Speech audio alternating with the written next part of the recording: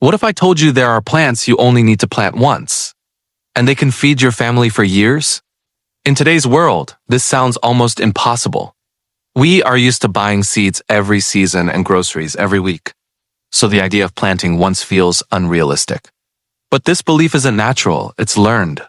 For centuries, families depended on plants that kept coming back on their own. They didn't replant everything every year because they didn't need to. Food was designed to be permanent, not temporary. The real question isn't whether this idea works. The real question is why it feels so unfamiliar today. And to understand that, we need to look at what changed. Why most people don't know about it. If this idea worked for generations, why doesn't everyone know about it now? The answer is simple: because permanent food doesn't support modern systems. Seed companies profit when you buy every year. Grocery stores profit when you depend on weekly shopping. A plant that feeds you without repeat purchases doesn't fit into that model. Slowly, this knowledge stopped being shared. Schools taught commercial farming, not self-feeding gardens. Media promoted convenience, not independence. Over time, people began believing that growing food is difficult or expensive. But that belief hides a deeper truth. These systems didn't disappear because they failed. They disappeared because they worked too well. And once you see that, the plants themselves start to make sense. The plants that keep giving. So what kind of plants are we talking about? Surprisingly, they're not rare at all. Sweet potatoes regrow from slips. Fruit trees produce for decades. Herbs return every year without replanting.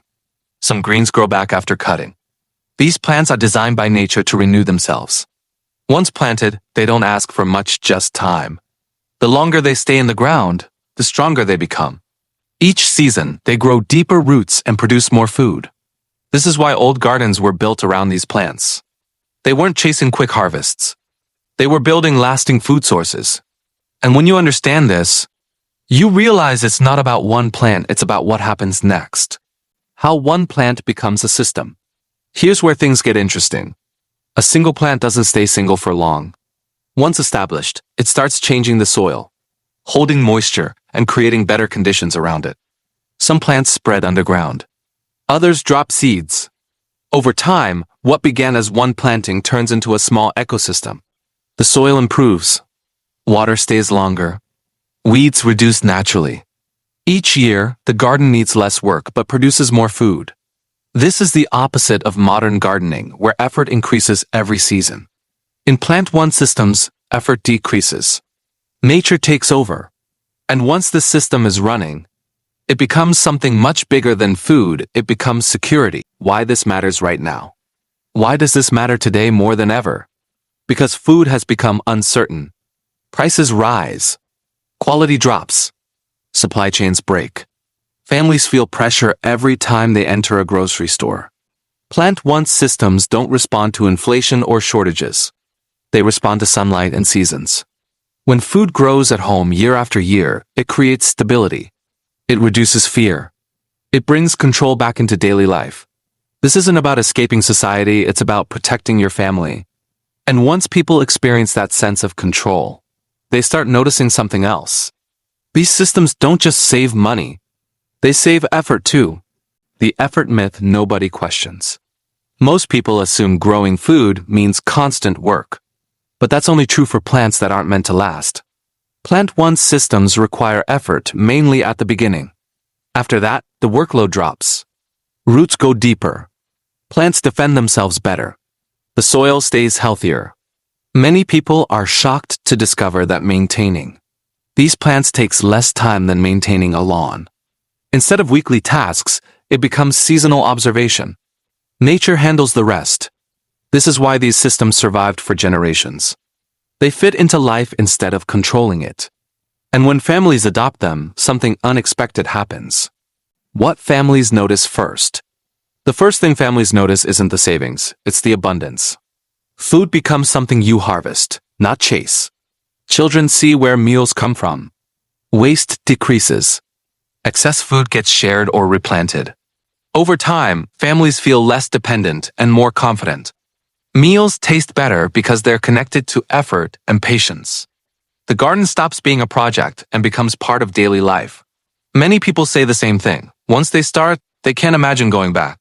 And that leads to one final question. If this works so well, why are we only talking about it now?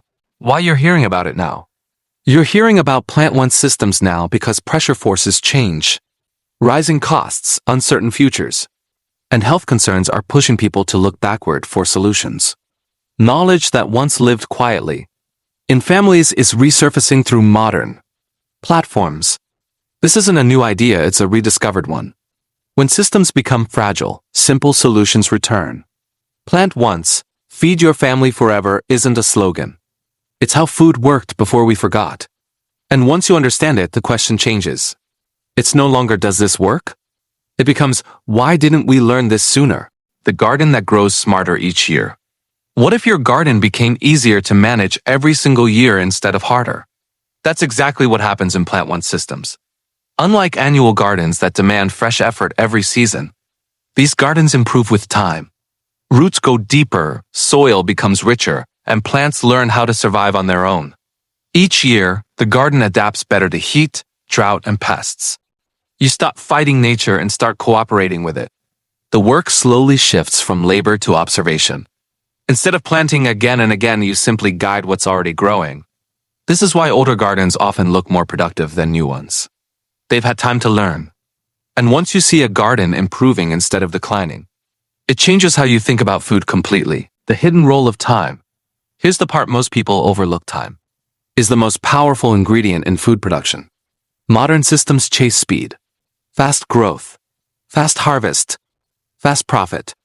But Plant One systems work in the opposite direction. They use time as a tool. Each season strengthens roots, improves soil life, and increases yield. A fruit tree doesn't rush. It prepares. A perennial plant doesn't panic. It adapts.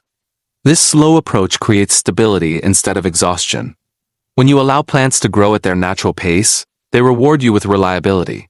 Time turns one planting decision into decades of harvest. And once you understand that time is not the enemy, you start seeing food differently, not as something you buy, but as something you build. Why small spaces still work? You might think this only works on large land, but that's another myth. Plant One systems work in small backyards, balconies, and even containers. Sweet potatoes grow in bags. Herbs thrive in pots. Fruit trees can be grown dwarf-sized. The principle stays the same. Plant something that renews itself.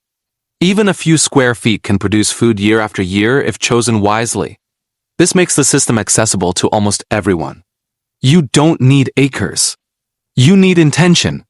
When people realize they can start small and still benefit long-term, the idea suddenly feels possible. And once it feels possible, it becomes practical. The quiet freedom it creates. The biggest reward of Plant One systems isn't the food, it's the freedom. Freedom from constant buying. Freedom from rising prices. Freedom from uncertainty. Knowing that food will return next season creates a sense of calm that's hard to explain. You stop reacting and start planning. The garden becomes a partner, not a responsibility. This quiet freedom doesn't come from doing more. It comes from doing less but doing it wisely. One thoughtful planting decision can change how a family eats, thinks, and lives. And once you experience that freedom, it becomes clear why this knowledge never truly disappeared. It was simply waiting to be remembered.